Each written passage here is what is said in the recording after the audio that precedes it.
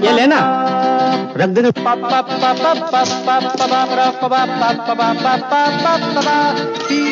संजय, ये क्या है यार?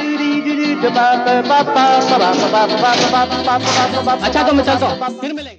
बेसुरे मोची कुमार आपकी खिदमत में फिर से आ गए हैं और मोची के कदरदान मेहरबान सोची पैगन है कौन है? जी हाँ, आपने सही पहचाना। ये ना तो ऋषि कपूर है, ना उनके कोई भाई है, ना कजन है। ये है पाकिस्तान के मशहूर क्रिकेटर वसीम बारी, पुराने जमाने के। इनका भी एक किस्सा है, तो लीजिए सुनिए। कमर अहमद साहब जो कि एक फॉर्मर फर्स्ट क्लास प्लेयर थे पाकिस्तान के और बाद में कमेंट्री के, तो वो बताते हैं कि 1979 में वो इंडिया पाकिस्तान की सीरीज कवर करने गए, तो वहां मोहम्मद अली पाकिस्तान के मशहूर अदाकार, मुझे मेरी आरज़ुएं और मेरी तमन्नाएं वापस कर दो। उन्होंने कहा कि जी मैं आपको राज कपूर साहब के घर लेके चलता हूं। उन्होंने खाने पे दावत पे बुलाया है बॉम्बे में। तो कमर साहब ने कहा कि जी मैं कैसे वहां जाऊं, वहां तो सारे बड़े बड़े हस्तियां होंगी, ये होगा। तो मोहम्मद अली जो एक्टर थे उन्होंने कहा नहीं, वो बिल्कुल भी ऐसे नहीं है, और वो आप जब जाएंगे तो आप बिल्कुल अनकंफर्टेबल नहीं होंगे। तो किस्सा यूं है कि कमर अहमद साहब और मोहम्मद अली दोनों राज कपूर साहब के घर गए, तो वहां दिलीप कुमार भी आए हुए थे, और राज कपूर साहब ने अपने सपुर्द बेटे ऋषि कपूर को बुलाया और कहा आओ। तो ऋषि जी आए, उन्होंने अपने आप को इंट्रोड्यूस कराया, और जब कमर साहब ने कहा कि मैं पाकिस्तान से हूं और मैं यूं क्रिकेट खेलता हूं, तो ऋषि जी ने भी कहा कि मैं तो बहुत बड़ा फैन हूं क्रिकेट का और आपके क्रिकेटर का बहुत बड़ा फैन हूं। तो मैंने फौरन कहा हाँ इमरान खान, तो उन्होंने कहा नहीं। तो मैंने कहा जावेद मियाँदाद, जहीर अब्बास, तो उन्होंने कहा नहीं। तो फिर वो कहते हैं कि जी मैं फैन हूं आपके विकेट कीपर वसीम बारी का। और उन्होंने पूछा भाई क्यों, हालांकि he was one of the best wicket keepers in the subcontinent in that era. So उन्होंने कहा क्योंकि मुझे उनका हेयर स्टाइल बड़ा पसंद है और वो बिल्कुल हीरो की तरह लगते हैं। और मजे की बात ये हुई कि कमर अहमद साहब ने वहीं से फोन मिलाया और वसीम बारी की बात ऋषि कपूर साहब से करवाई, और वो खिलखिला के हंसे और खुश हो गए। तो बेसुरे मोची कुमार हाजिर है और किताब का सिलसिला वहीं से जोड़ते हैं जहां से खत्म किया था कल। तो वो बताते हैं, चिंटू जी लिखते हैं, towards the end of his life, that is Raj Kapoor, my father sold 2 stages of RK Studios for a paltry sum. उन्होंने कुछ हिस्सा अपने RK Studios का अब बेच दिया बहुत ही सस्ते दामों पर। As his sons and heirs, Dabbu, Chimpu and I may not have succeeded in making many films, but we have not sold any part of the property. We hang on to our father's legacy for dear life. तो चिंटू जी बता रहे हैं कि राज कपूर साहब ने खुद तो कुछ हिस्सा आके स्टूडियोज का अपने होते हुए ही बेच दिया सस्ते दामों पे, क्योंकि फिल्में फ्लॉप हो रही थी, नुकसान घाटा था, तो उन्होंने बेच दिया औने पौने दामों में। तो लेकिन उन्होंने कहा हम जो उनके वारिस, मैं, डब्बू और चिंपू, हमने अभी तक बाकी सारा संभाल के रखा हुआ है। ये उसका किताब तक का जिक्र है। अभी तो शायद उन्होंने कुछ बेच दिया है और आरके स्टूडियोज अब शायद नहीं है उनके पास। Then he continues, a question I'm frequently asked is why none of us has resurrected the RK banner. My answer is simple. Times have changed. My father often told us when I became a lead actor, it was much easier for us because there were so many stories to tell, so many problems.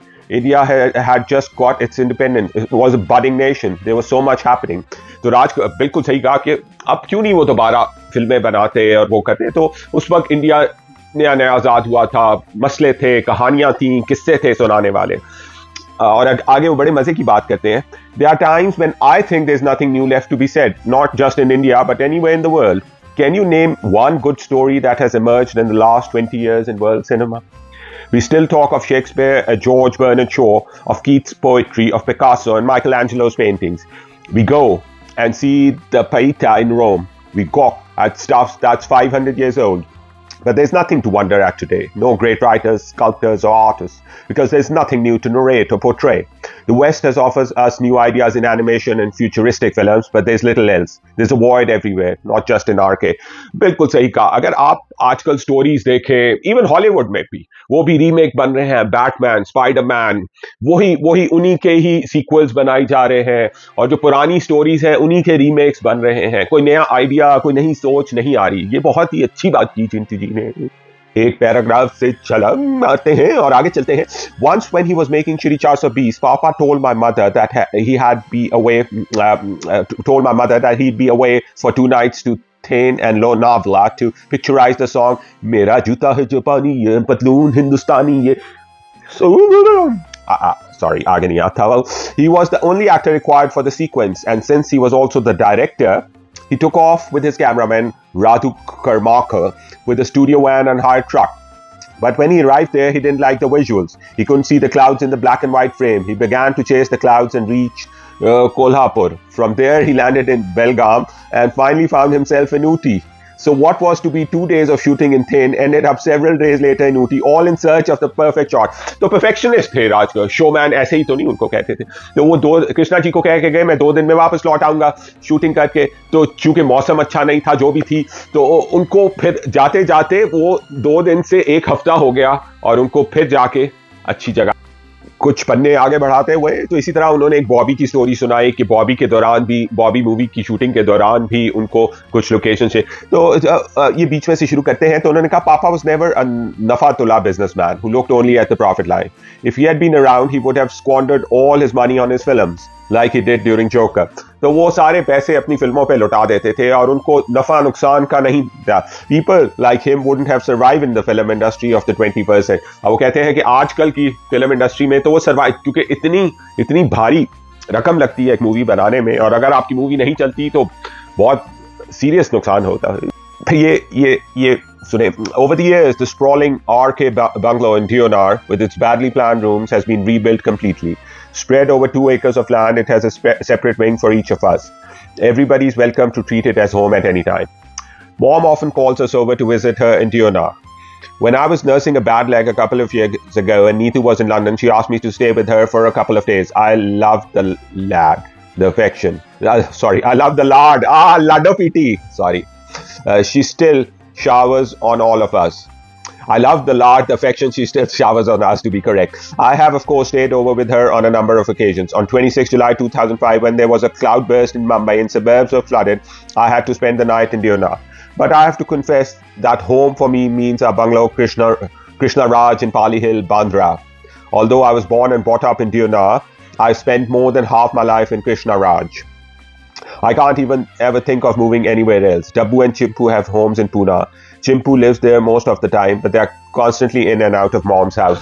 तो वो कुछ यादें बता रहे हैं कि उनके लिए तो उनका घर जो उनके राज कपूर ने अपनी मिसेस के नाम पे रखा था, वो कृष्णा राज, वही घर है बांद्रा में, वही उनको घर मानते हैं. फिर वो आगे लिखते हैं, The siblings I've been closest to is Dabbu, who is 5 years older than me. Chimpu, who is the youngest, and I share an uneasy relationship. There is a distance between us that we have been unable to bridge even over time. My sister Ritu was married by the time I was 17.